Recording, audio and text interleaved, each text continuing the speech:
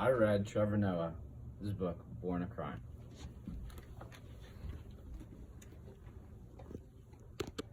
Trevor Noah is a politically centered late-night comedian host on Comedy Central who you have probably seen debate different politicians or celebrities on various topics. He is smart, hilarious, and entertaining.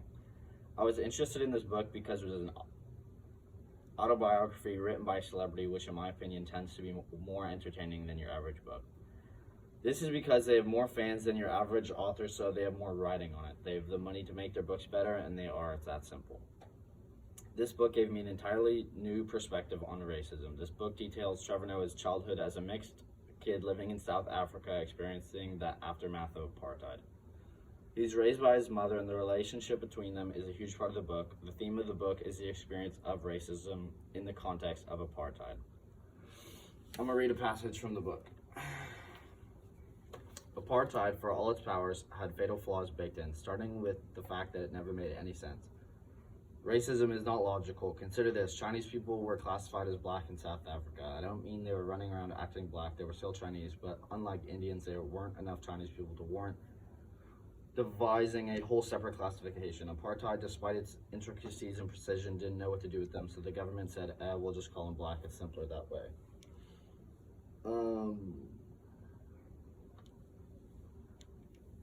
This is an example of how Trevor Noah can take something really horrible like South Africa's racist government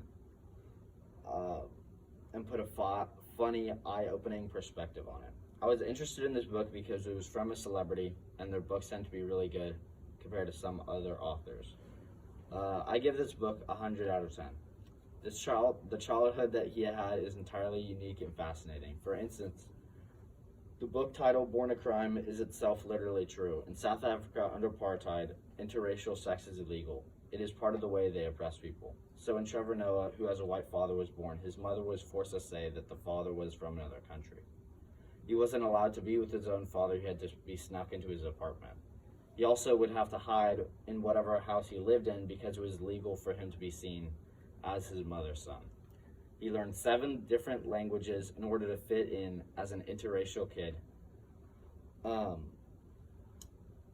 This is just some of the fascinating things you can learn if you read Born a Crime, which I highly recommend. Pick up a copy in the library right here.